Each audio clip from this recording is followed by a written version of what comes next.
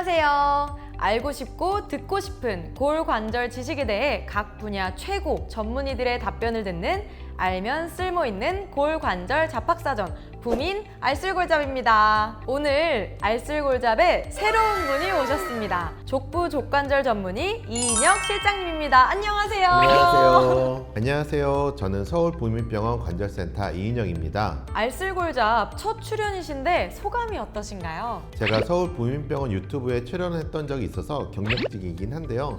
그래도 카메라 앞에 손이 매우 떨리네요. 실장님은 평소에 환자도 많이 보시잖아요. 카메라가 환자다 생각하시고 편하게 말씀해 주시면 좋을 것 같습니다. 그렇게 해보겠습니다. 네, 좋습니다. 족부 족관절 전문의를 모신 만큼 발 건강에 대해 말씀을 나눠보려고 해요. 마침 제가 발에 대한 궁금한 점이 생겼었거든요.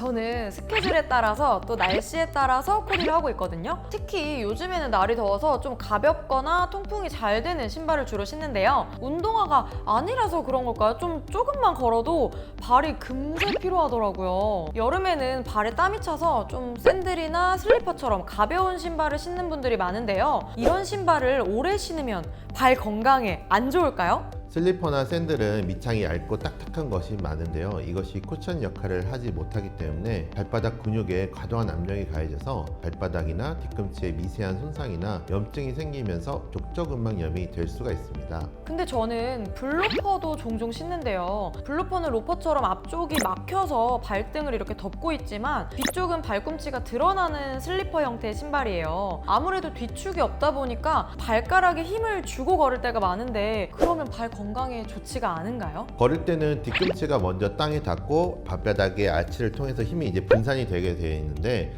블루퍼처럼 굽이 낮은 신발은 뒤꿈치가 닿자마자 힘이 앞쪽으로 몰리면서 발바닥에 충격을 주게 됩니다.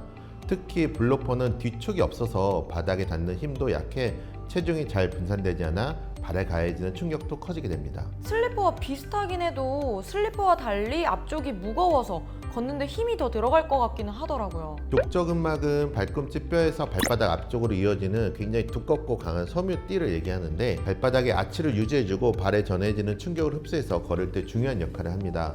족저근막이 반복적으로 손상을 입으면 염증이 생기면서 통증도 나타나게 되는데요. 이러한 증상을 우리가 흔히 족저근막염이라고 합니다. 그리고 여름은 장마 때문에 레인부츠를 신는 분들도 있는데요. 레인부츠는 무겁고 다소 딱딱한 편이라서 발 건강에는 그리 안 좋을 것 같아요. 어떤가요, 실장님? 레인부츠는 보통 고무 같은 무거운 질질로 만들어지는데요. 우리가 대부분 신발이 무거우면 뒤꿈치를 제대로 들지 못해서 뒤꿈치부터 앞꿈치까지 발이 자연스럽게 땅에 닿는 게 아니라 뒤꿈치, 앞꿈치가 동시에 땅에 닿게 되죠. 그러다 보니 충격이 골고루 분산되지 않아서 족저근막염이 생길 수가 있습니다. 미끄럽지 않도록 좀 바닥에 밑창을 덧대다 보니까 그 무게도 상당하겠더라고요. 그렇죠. 그리고 웬만한 레인부츠들은 대부분 일반 신발보다 길이가 길어서 무게가 더 나가는데 그러면 어쩔 수 없이 질질 끌면서 걷는 경우도 있어요. 이렇게 되면 평소에 쓰지 않던 근육이나 힘줄에 무리가 가고 특히 긴 부츠는 발목을 자유스럽게 움직일 수가 없어서 무릎을 사용해 걷기 때문에 무릎에 무리가 갈 수도 있습니다. 실장님, 근데 이렇게 이야기를 듣다 보니까 신을 수 있는 신발이 없는 것 같아요. 그렇죠. 그러면 어떤 신발을 신는 게 좋을까요? 우리가 족저근막염을 예방하려면은 발바닥이 받는 부담을 줄여야 하기 때문에 대부분 쿠션감이 있는 신발이 좋습니다. 특히 뒤꿈치 부분에 쿠션이 있는 운동화를 추천해드리고 있습니다. 만약에 그렇다고 해서 샌들이나 슬리퍼를 아예 안 신을 수는 없고 충격이 잘 흡수되지 않는 신발을 신었다면 가급적 오래 걷거나 달리지 않도록 해주시기 바랍니다.